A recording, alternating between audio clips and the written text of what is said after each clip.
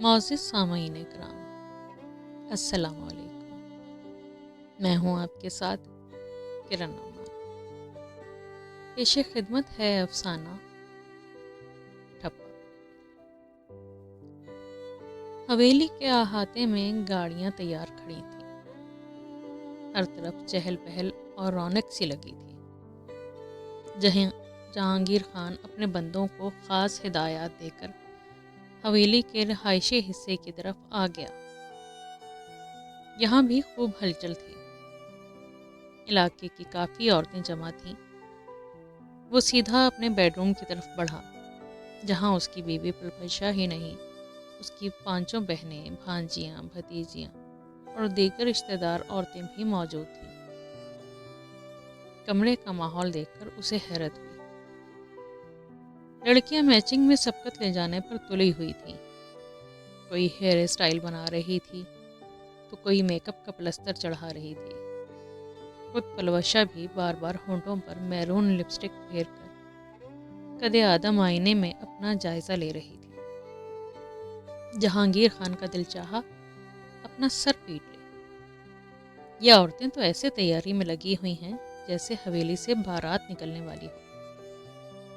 پلوشے، اس نے روبدار آواز میں بیوی کو پکارا تو ساری کی ساری اپنی تیاریاں بھول کر مؤدب ہو گئی۔ خود پلوشا نے جلدی سے دوپٹہ وجود پر پھیلایا اور اس کے قریب آ گئی۔ تم لوگوں کا دماغ تو ٹھیک ہے؟ کس لیے اتنی تیاریاں ہو رہی ہیں؟ پولنگ بوتھ جانا ہے ووٹ ڈالنے، اور فیشن تم ایسے کر رہی ہو جیسے مامے کی بیٹی کی شادی میں جا رہی ہو۔ چلو جلدی جلدی برقعے پہنو اور باہر نکلو، گاڑیاں تیار ہیں۔ اور ہاں، اپنے اپنے شناختی کارڈ لینا نہ بھولنا، ورنہ میں سب کے سامنے بھول جاؤں گا کہ تم سب سے میرا کیا رشتہ ہے۔ اس کی ڈانٹ پر سبھی اندر سے کپ کپ آ گئیں۔ اس نے سب پر نگاہ ڈال کر حکم جاری کیا، پھر اپنی بیوی کی طرف متوجہ ہوا۔ اور تم تو جہالت میں سب سے آگے ہو۔ قصور پلوشا کا ہو نہ ہو، پر ڈانٹ سب سے زیادہ اسی کو پڑتی تھی۔ جو ہی وہ کمرے سے باہر گیا، پلوشا نے برا سا منہ بنا کر ہاتھ کے اشارے سے دفعہ دور کیا اور اپنا نیا ٹوپے والا برقع سر پر جمانے لگی۔ ڈرائیور کے برابر بیٹھا وہ گھر کی عورتوں کو مسلسل ہدایات دے رہا تھا۔ ٹھپا صرف چراغ پر لگانا ہے، کسی کی مہر کرسی کو نہ لگے۔ چراغ اس کی پارٹی کا نشان تھا اور کرسی اس کی مخالف پارٹی کا۔ آج الیکشن کا دن تھا اور پورے ملک میں جوش و خروش اور افراتفری تھی۔ ہر نیوز چینل پر الیکشن ٹرانسمیشن چل رہی تھی۔ تمام شہر پارٹیوں کے جھنڈوں اور بینروں سے سجے تھے۔ پولنگ اسٹیشنوں پر لمبی لمبی قطاریں تھیں۔ پارٹیوں کے دفتروں پر رونق کا عجب عالم تھا۔ دیگیں پک رہی تھیں، مٹھائیاں بٹ رہی تھیں، کہیں کہیں سے لڑائی جھگڑوں کی بھی اطلاعات تھیں۔ جہانگیر خان کا چاچا زرداد خان قومی اسمبلی کا الیکشن لڑ رہا تھا۔ جہانگیر خان اس کی کیمپین چلانے میں اس کا بھرپور ساتھ دے رہا تھا۔ پچھلی بار جس پارٹی نے زرداد خان کو ٹکٹ دیا تھا، اس بار وہی پارٹی اس کی مخالف تھی۔ پولنگ بوتھ میں داخل ہوتے ہی جہانگیر خان پارٹی ورکروں کی طرف بڑھ گیا تھا۔ وہ سب کے سب زرداد خان کی فیملی سے تھیں، اس لیے انہیں لائن میں نہیں لگنا پڑا۔ فوراً ہی انہیں کمرے میں لے جانے کے لیے راستہ دے دیا گیا تھا، جہاں انہیں ووٹ کی پرچی ملنی تھی۔ کمرے میں داخل ہونے سے پہلے پلوشا نے دیکھا دور کھڑا جہانگیر خان کسی ماڈرن طرح دار عورت سے ہنس ہنس کر بات کر رہا تھا۔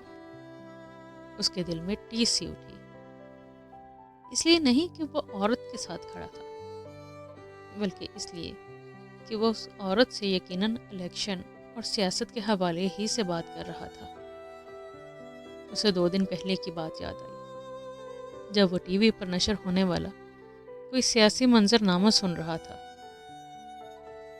پلوشا نے اسے کہا، جہانگیر، تمہاری پارٹی کے منشور میں عورتوں کے حقوق کم رکھے گئے ہیں، جبکہ مخالف پارٹی نے اس پر زیادہ زور دیا ہے۔ اگر تم لوگ بھی اس طرف توجہ دو تو پارٹی کے مفاد میں اچھا ہوگا۔ جہانگیر خان نے حیرت سے اسے دیکھا۔ اوہ، تم تو اپنی باتیں رہنے دو، اتا پتا کچھ ہے نہیں، چلیے سیاست پر بات کر لیں۔ حویلی میں رہتی ہو، آنے جانے کے لیے لینڈ کروزر، پجارو دروازے پر کھڑی ملتی، اچھا کھانا، اچھا پہننا، اور کون سا حق چاہیے تمہیں؟ وہ گڑبڑا سی گئی۔ نہیں، میں تو منشور کی بات کر رہی تھی، پارٹی کی پوزیشن کی بات کر رہی تھی۔ وہ تنزیہ ہنسا۔ نہ، یہ تم جاہل عورتوں کے کرنے کی باتیں نہیں ہیں، یہ مردوں کی باتیں، وہی طے کرتے ہیں کہ کیا منشور بنانا ہے کیا نہیں۔ تم صرف کھاؤ پیو عیش کرو اور بچے پالو، بس۔ جہاں وہ بس کہہ دیتا تھا بس بات وہیں ختم ہو جاتی تھی۔ انگوٹھے پر نیلی لکیر کھنچوا کر اس نے پولنگ آفیسر سے پرچی لی اور پردے کے پیچھے آ گئی۔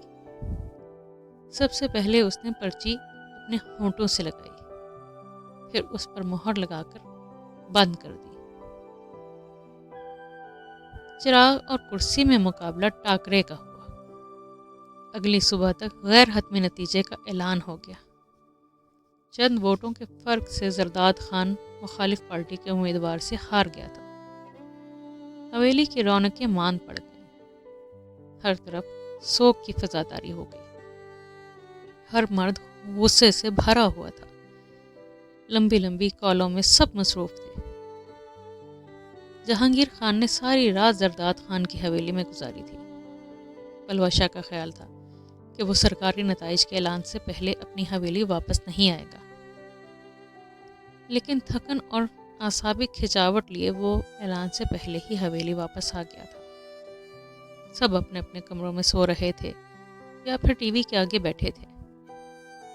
اس کے کمرے سے بھی خبروں کی آواز آ رہی تھی، لیکن دروازہ کھولتے اس کے ہاتھ پلوشا کی آواز سن کر رک گئے۔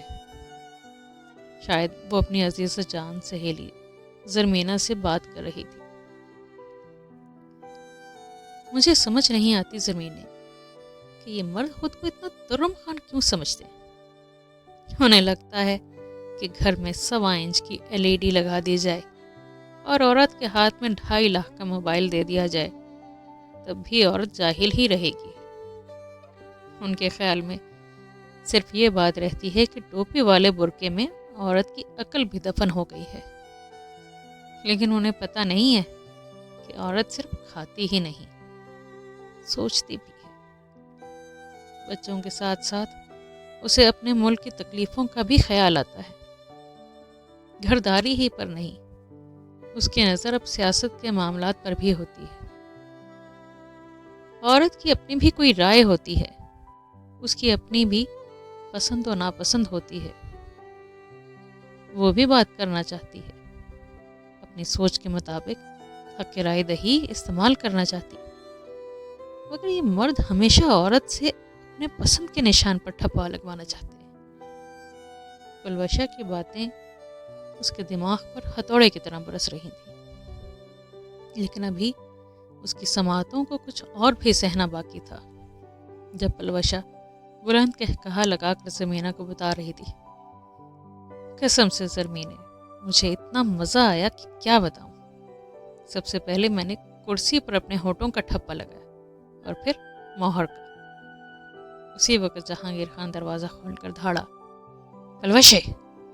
2.5 لاکھ کا موبائل بدحواس پلوشا کے ہاتھ سے چھوٹ کر دور جا گرا تھا۔